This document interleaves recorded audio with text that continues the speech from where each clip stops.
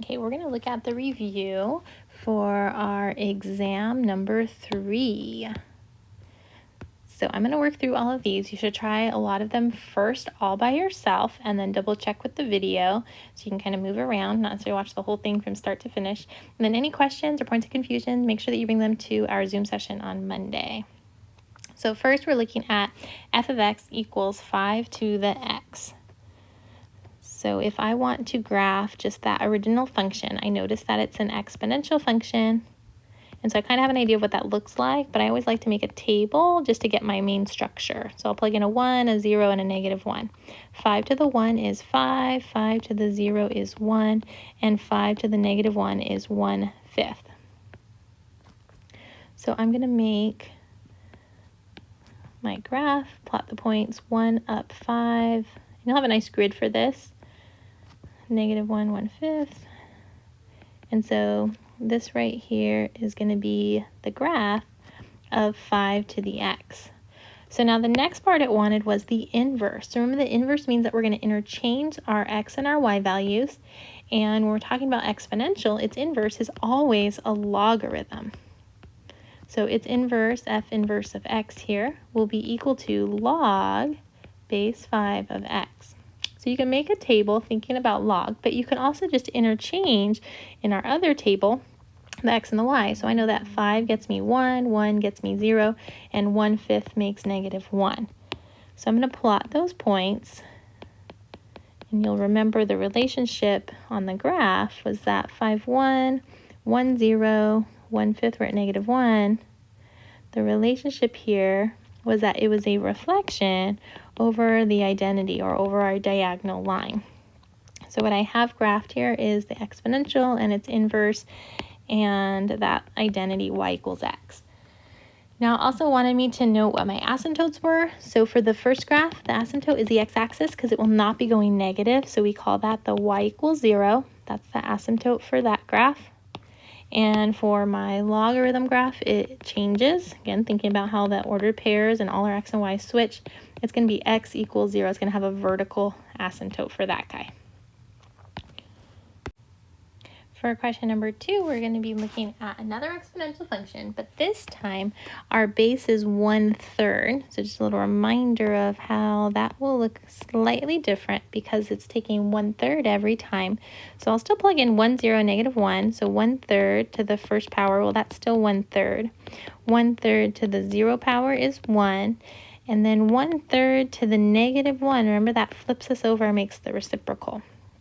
So the graph of this guy is going to look exponential, but it has a little different orientation because it's getting smaller and smaller. It's decreasing instead of increasing like the previous graph. So 1 gets me 1/3, 0 gets me 1, and -1 is all the way up at 3. So you can see it's kind of the reflection of the other guy up above of our exponential function. So it looks kind of like our black graph, but decreasing instead of increasing. And so this guy has an asymptote still at y equals 0, still horizontal. And if I want to graph its inverse, it's going to still be a log, this time with a 1/3 as the base.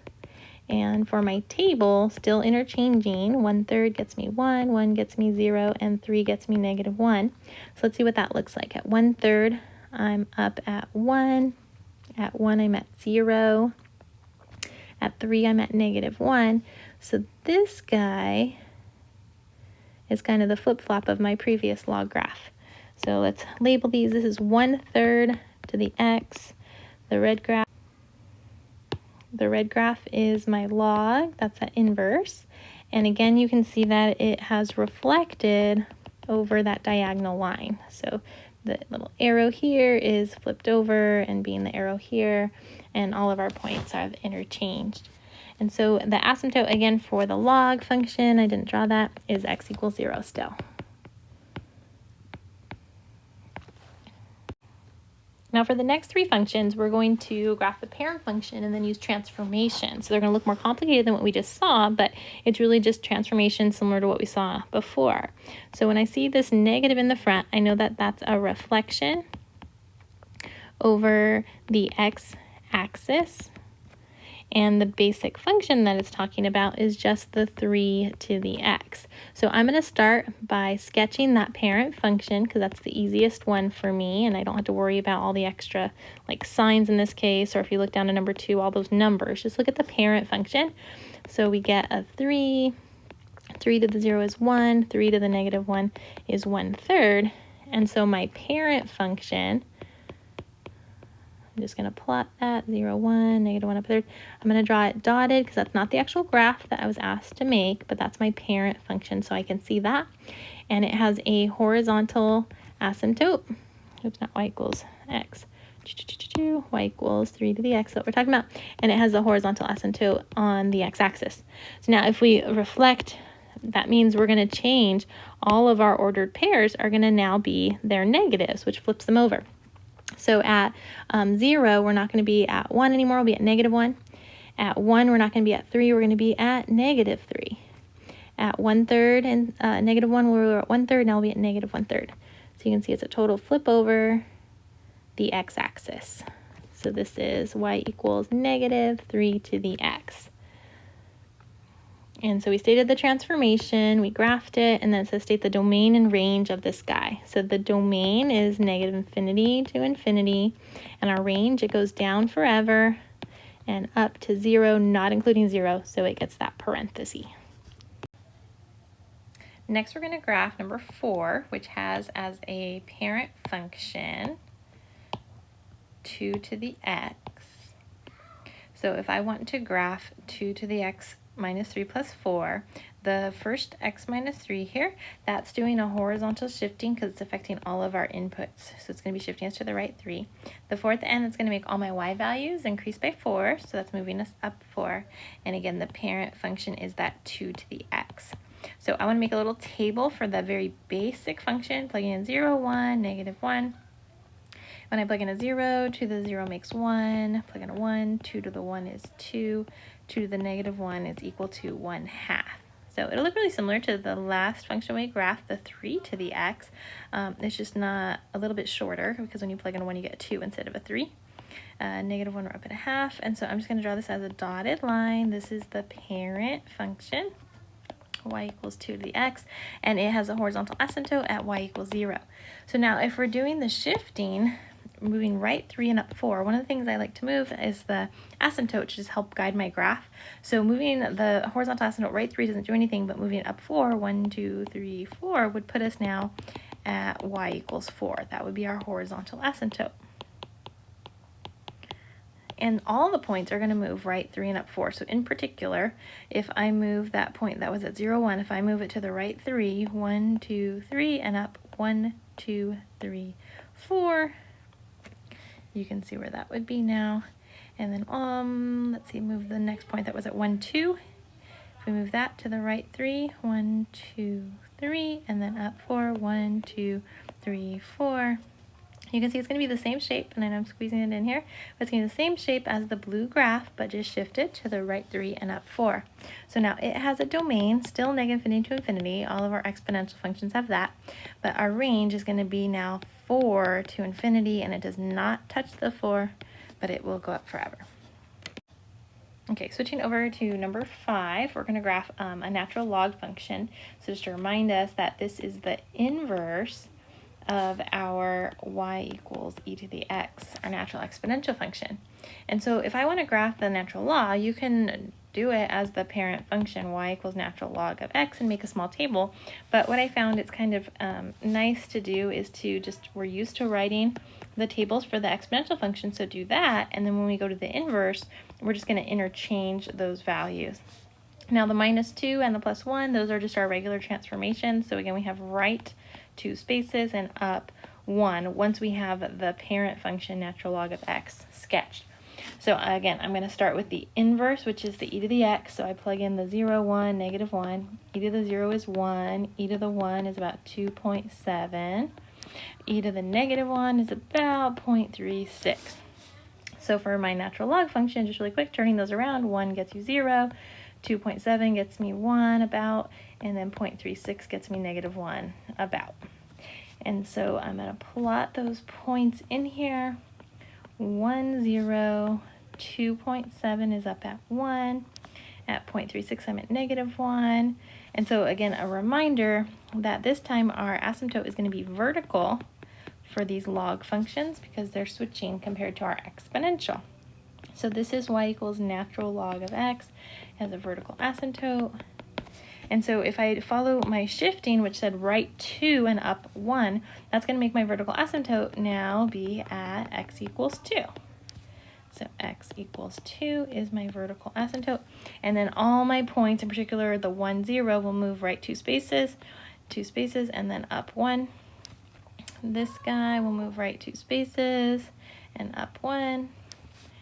And so as long as you get one of those guys moved really nicely, you'll have a good sketch. So that red one should look, again, exactly like the blue one, but shifted. So this is natural log of x minus 2 plus 1. And so we have our domain now is only going to be from 2 to infinity. And our range, though, will be -infinity to infinity. And again, thinking about our domain and range switching because we're now talking about our log function. Alrighty, we're going to skip along now. 6, 7, 8, and well, all the way up to 11. These are all simplifying, and they're simplifying with exponents. So reminder, you can use exponent rules here, but also if you just think about what's happening, you don't have to memorize. X to the 4th means I have 4 x's here.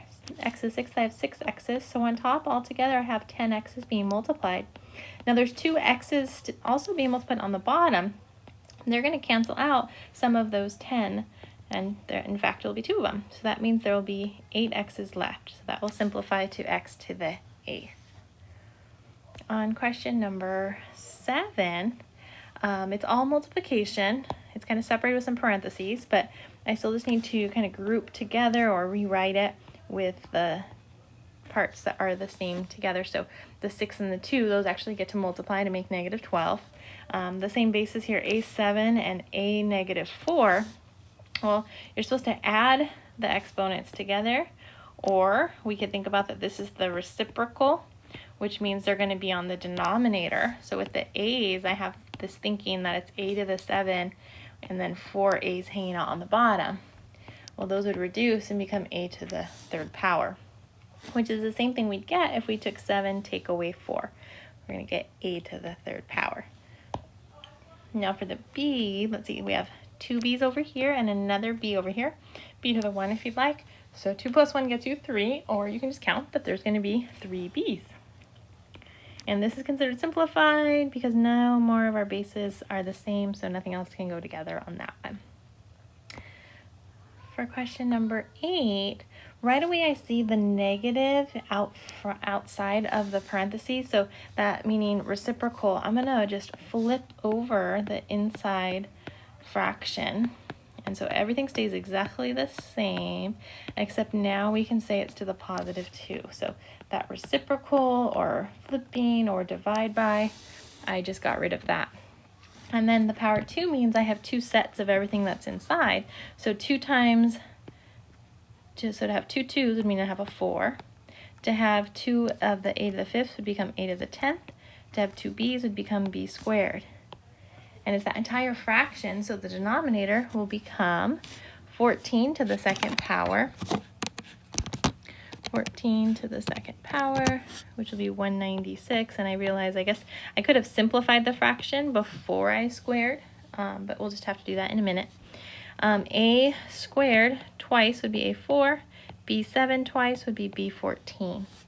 And so then kind of reducing the 4 over the 96, if I simplify that, I could divide both top and bottom by 2.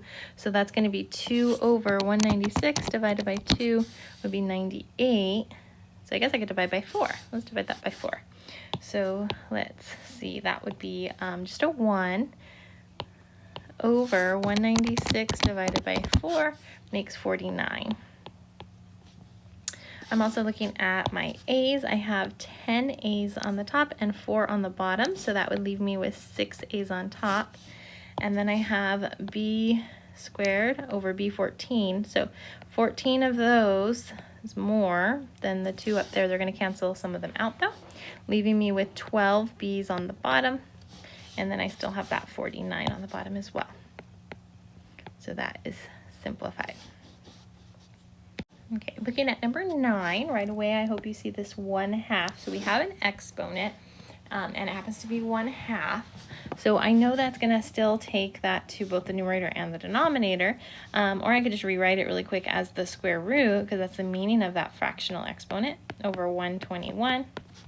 But that's just the square root of 64 over the square root of 121, which will be 8 over 11. And again, that's because 64 is 8 and 8. 121 is 11 and 11. So we get 8 11ths for that guy. For number 10, it might be kind of hard to see, but 3/5 is actually the exponent.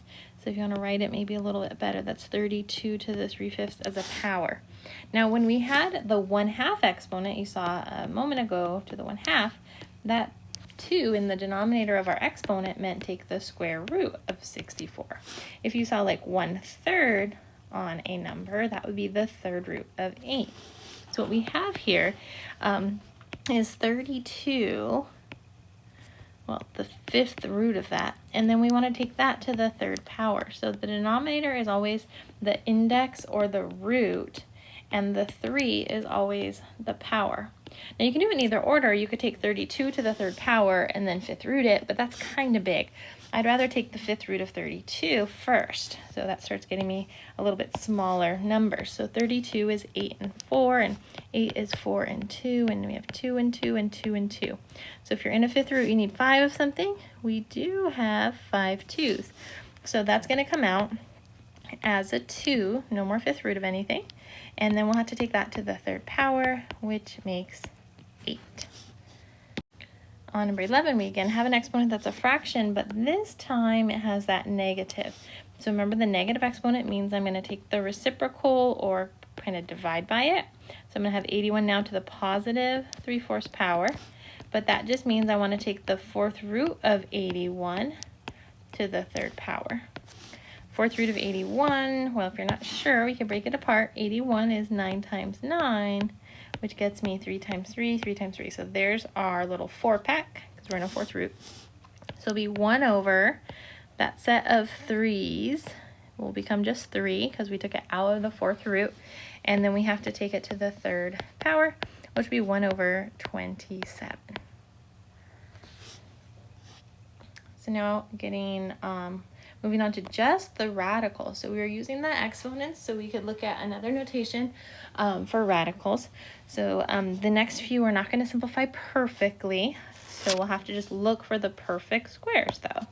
So if I'm in the square root of 50, I need a pair, so I can look at 50 and I say, well, that's 5 and 10, and 10 is 5 and 2. So now for this pair, it gets to come out of the radical, and the 2 doesn't have a partner, so it just has to stay inside.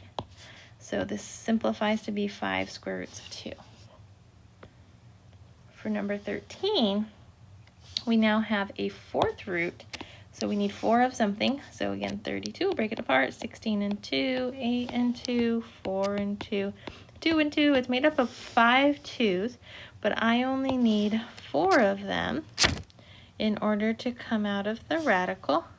So for that set of 4 2's, I'm going to pull a 2 out. And then there's still 1 2 that has to stay inside. And this is a 4th root. It's really important that you keep that index on there, so that way we know how many it takes in order to come out. Now x to the 9th, I want to know how many groups of 4 are in there. Well, there's 2. So I'm going to get x squared here.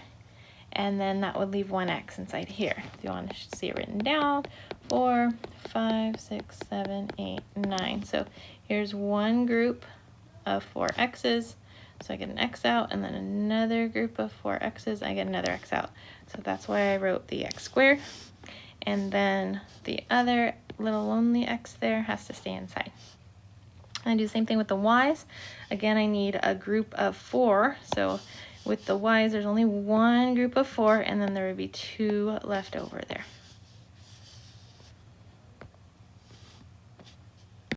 All right, moving on to 13. This is our 14. This is a 3rd root, so we need 3 of something. Notice it's a negative. Negatives are okay if they're inside an odd root. They just get to come out because times itself, an odd number of times, it becomes negative. Then 64 is 4 times 16, and 16 is 4 times 4. So I could actually stop right there and say that there's my little 3-pack. And so I get to pull a 4 out. And then the 125, that's going to be 5 times 25, and that's 5 and 5. So here's another 3-pack. So that gets to come out. So nothing has to stay inside. It'll be negative 4/5.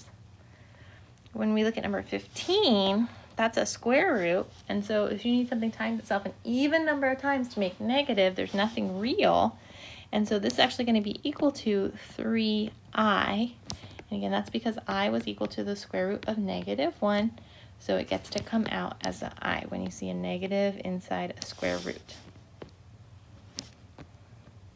For number 16, we have a third root. Again, we're looking for groups of 3. So let's split this apart. This is for sure 25 and 10. There's 5 and 5. We have 5 and 2. So for this little 3-pack of 5s, it gets to come out and it leaves a 2 inside. If I start to look at the variables, x squared, there's no group of 3, so it has to stay inside. Y to the 6th power, there's going to be 2 groups of 3 in there, so I'm going to get y squared outside. And then the z to the 11th, there are going to be 3 groups of 3, because that would be 9, and then 2 left inside. So for each group of 3, I get a z, and then another z, and another z. That will become z to the 3rd inside. And don't forget to write that it's the 3rd root. So we know that they were able to come out because there were 3 of them. So if you look at number 17, the insides are actually the same, but this time we're talking about a square root. So we already know that 250 was 5, 5, 5, and 2, but this time because we're in a square root, we're looking for pairs. So we have a pair of 5s, that gets to come out. Now the 5 and the 2, they don't pair up, so it's going to leave a 10 inside the big square root. X squared is going to be able to come out as a single x.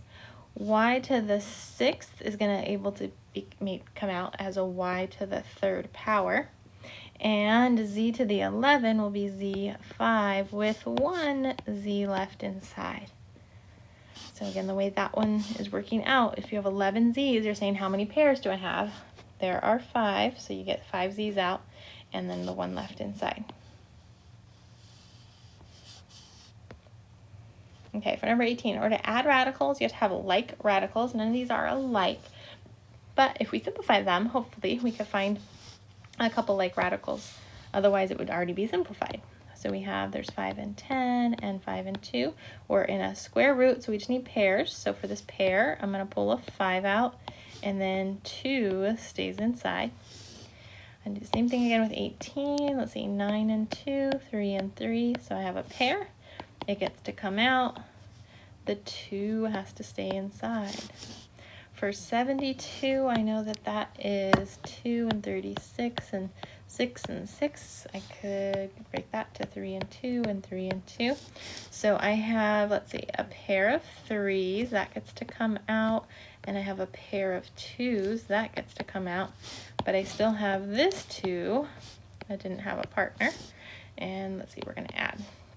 So it looks like, I guess I should simplify 3 times 2, that's 6.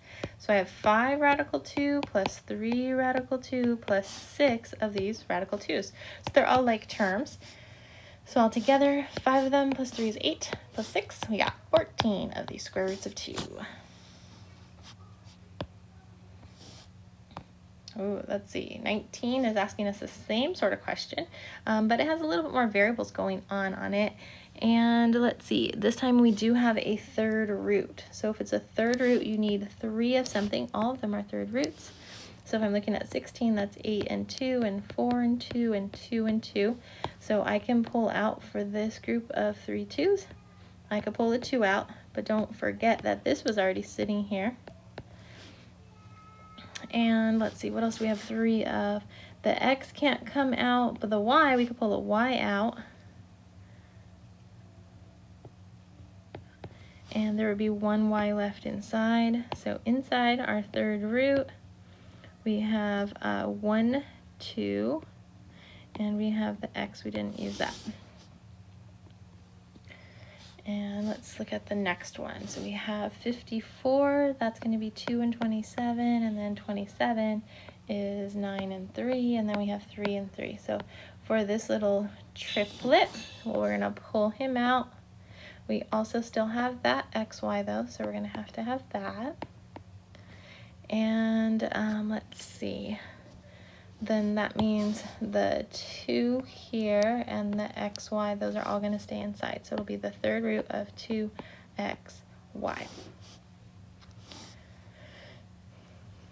And then the last guy, we have 250, that's 25 and 10, that's 5 and 5, 5 and 2. So for this little group of 3 5s, we're going to pull that out. Now I already have a 5 outside there, so I'm going to have the first 5 times the 5 I just pulled out. And then the 2 is going to stay inside the radical. And looking at the x's, x to the 4, that would mean I'd get 1x outside, 1x inside. Same thing with the y's, 1y outside, 1y inside. So then my terms, just writing them a little bit better, will be negative 6xy cubed root of 2xy plus 3xy cubed root of 2xy, and the last one minus 25xy cubed root of 2xy. And so if I have, let's see, they're all like terms. All of these guys have an xy cubed root of 2xy, so I have negative 6 of them plus 3 of them minus 25 of them. So altogether that's negative 28 xy cubed root of 2xy. And so for these last few, we're just going to do some operations with radicals and with complex numbers. So for number 20, you can write that as a box or just distribute it. I'm going to write it as the little box just so I can see all of the terms that we're talking about. So there were 2 terms multiplied by 1 term. So this would become a 10 radical 4, and we get a 30 radical 6. So the parts in the radicals multiply together and the parts out of the radicals multiply. Now square root of 4 though is 2, so right now we have that's going to be a 20 plus, just that stays as 30 radical 6. And those are not like terms, so that would be my final.